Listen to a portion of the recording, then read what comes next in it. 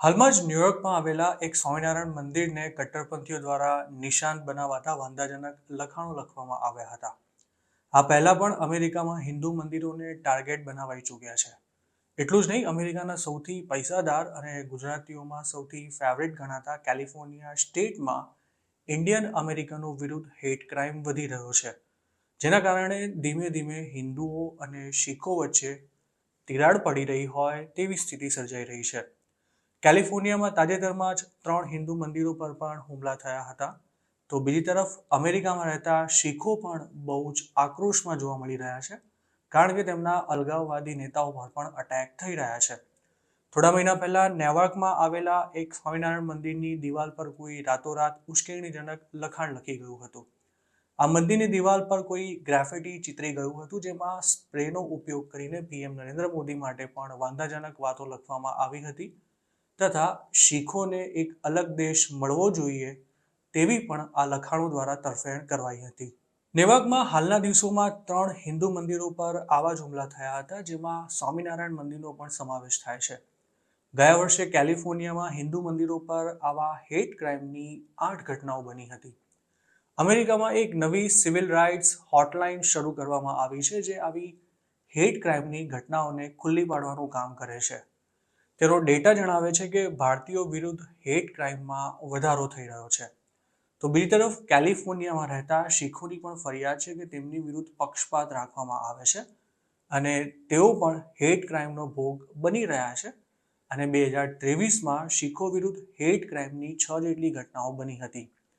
શીખો એટલા માટે નારાજ છે કારણ કે ગયા વર્ષે જૂન મહિનામાં તેમના લીડર હરદીપસિંહ નિજ્જરની હત્યા કરવામાં આવી હતી અને ત્યાર પછી બીજી જગ્યાઓ પર ગોળીબારની ઘટનાઓ બની હતી. જોકે અમેરિકામાં રહેતા ગુજરાતીઓને લાગે છે કે આવા મુદ્દા ચગાવવામાં આવશે તો આ ઇસ્યુ મોટો થઈ જશે, જેથી આ મામલે વધારે પડતો ઉહાપો મચાવવો યોગ્ય નથી. જોકે બીજા કેટલાક હિન્દુઓ આ મામલે શાંત રહેવા નથી માંગતા.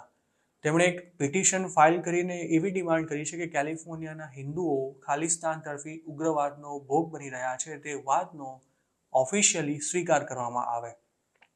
છેલ્લા 1 વર્ષમાં કેલિફોર્નિયાના લેજિસ્લેચર પાસે એવા 2 બિલ આવ્યા હતા જેનો હિન્દુઓએ વિરોધ કર્યો હતો. જેમાં એક ખરડો એવો હતો કે જેમાં કેલિફોર્નિયામાં જાતિના આધારે ભેદભાવ પર ચોખ્ખો પ્રતિબંધ મૂકવામાં આવે છે, જ્યારે બીજા બિલમાં એવું કહેવામાં આવ્યું હતું કે ભારત આંતરરાષ્ટ્રીય સ્તરે પોતાના રાજકીય વિરોધીઓને કચડે છે.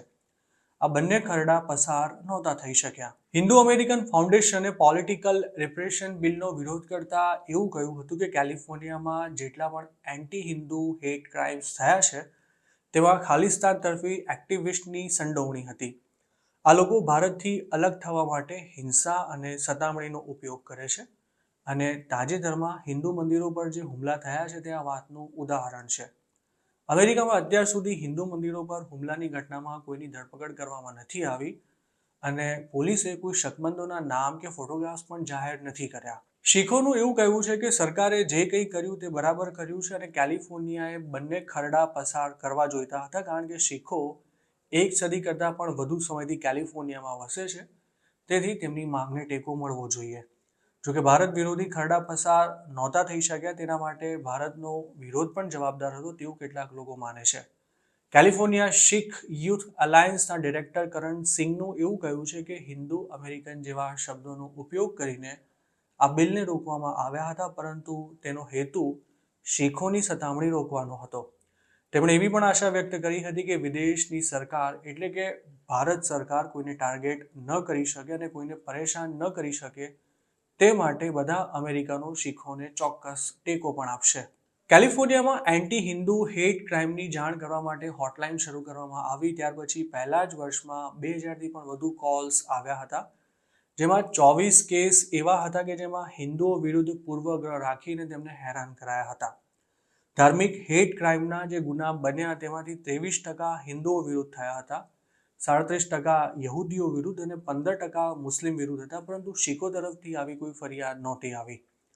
અમેરિકામાં શીખ વિરોધી અને મુસ્લિમ વિરોધી હેટ ક્રાઇમની લોકોને બહુ નવાઈ નથી લાગતી, કારણ કે 9/11ના અટેક બાદ મુસ્લિમોને ટાર્ગેટ કરવામાં આવ્યા હતા અને આ ઉપરાંત લોકો શીખોને પણ ત્યારે મુસ્લિમ માનીને તેમની વિરુદ્ધ હિંસા કરતા હતા. અમેરિકામાં રહેતા હિન્દુઓનું એવું માનવું છે કે મંદિરોને ટાર્ગેટ કરવાની ઘટનાઓનો ઉગ્ર વિરોધ કરવાની બહુ જરૂર નથી, કારણ કે મંદિરની દિવાલો પર કરાયેલા લખાણોને કલર લગાવીને તેને ભૂંસવામાં આવ્યા ત્યારે તેમાં મદદ કરવા માટે અમુક શીખ આગેવાનો પણ સામે ચાલીને આવ્યા હતા.